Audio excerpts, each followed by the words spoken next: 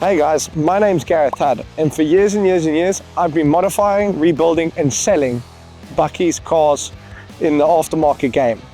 So we're going to try and bring it to YouTube, and we're going to start with 3 vehicles, and what we're going to be focusing on is obviously the condition, maybe some quick fixes, some cost repairs, maintenance, maybe some do's and don'ts, and the really cool stuff, the upgrades, the performance, and to make it more efficient. With doing that, we're going to be using a dynamometer, which is a rolling road or a treadmill for a car. We're going to be using diagnostic tools, and we'll take you through all of that. We're going to be using something called a draggy, which is basically a sophisticated little GPS device that will be used to 0 to 100 or a quarter mile, and we'll be giving some actual results on the road that can be before and after modifications or even maintenance. So if you take 5 minutes and join me, we're going to see the 3 beautiful specimens that we've brought along with us that we've got from auctions, from Webuycars, and we'll be telling you the truth all about it.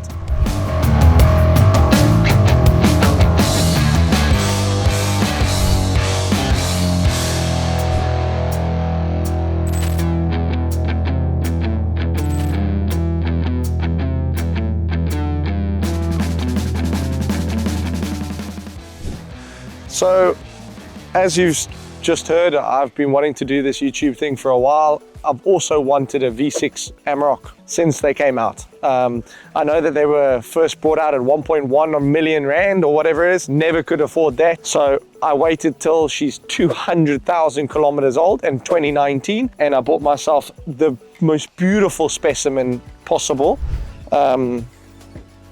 So she's a full motion 165 kilowatt 3 liter Amarok. Not too sure just yet on the spec, but it has what a beautiful traction control light that comes on, and it was purchased from Webuycars.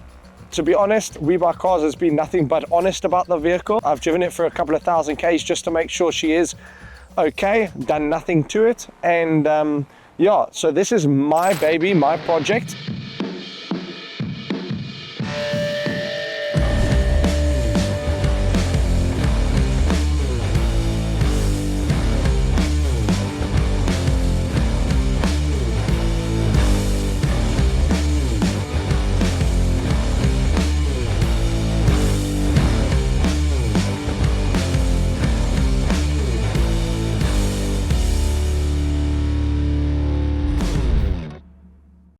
What we're going to do is we're going to go through obviously each vehicle. We've got the 3 lined up here, and then what we're going to do is we're going to go and meet Jared, because Jared's the chief in charge of his Japanese ninja of an Isuzu.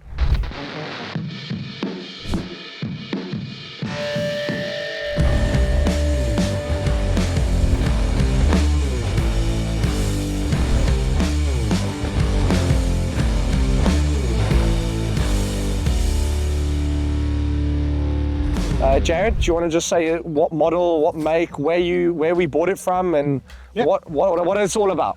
No, okay, so this is a Isuzu, it's a KB250. We bought it on auction, and of course, when you buy a vehicle on auction, you never know what you're going to get. You know, can't really look at it, can't really test drive it, etc. And to be honest, it has its quirks. But it's quite a good vehicle so far. I mean, it is the base model, so it's a 2.5. How many kilowatts? It's an 86 kilowatt version, but hopefully we're going to change that. It is a bit of a donkey, but overall the vehicle, considering 345,000 Ks. So it's just run in. Just broken in, and I have also put I think like 1,000 Ks on it since we've got it, and. It's left me stranded once or twice, but other than that, it's going good. Okay, so obviously now we're going to cut to the next vehicle. They're all double cabs, so we've got a theme here, and they're all 4x4s. Yeah. I think we're going to introduce the island just now, and the long and the short is that we all want to go 4x4ing.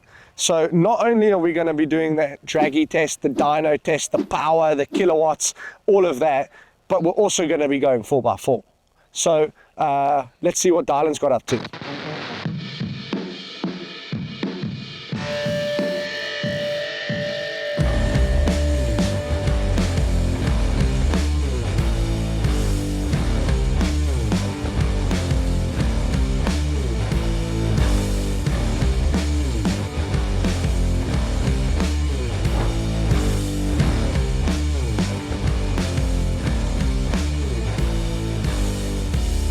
So guys, we're on Bakkie number 3, and let me tell you, we have saved the best for last. So we all know the tough Bakkie Toyota Hilux, and this is Dylan, and his dream has been always to have a double cab 4x4, so we bought him this. So Dylan, just a bit of information. Where did you buy it? How much did you buy it? What's roughly the kilometers? And how does she go? She goes like a bomb. So this is my beautiful 2014 Hilux 2.5 D4D. Factory says that she had 74 kilowatts. We're not sure how much is left. It's inverted now. Yeah, probably 47 if we're lucky. We'll find that out soon as we put it on the dyno. We got her from Webuycars all the way in KZN. She's a little bit rough around the edges, but nothing that we can't fix. And we're looking forward to the journey of getting this Hilux back to being a Hilux. So guys, that's a short clip of what we were obviously trying to plan to do with the 3 vehicles. I just want to go through it again, that we're going to start with obviously what's wrong-ish with the vehicles, and then we're going to move on to maybe fixing the vehicles. Well, not maybe, we have to. And then thirdly, then we're going to go to upgrading. If that leads us to 4x4ing upgrading, that'll be fantastic. Definitely performance enhancement. We've got some special, obviously, upgrades planned for our vehicles.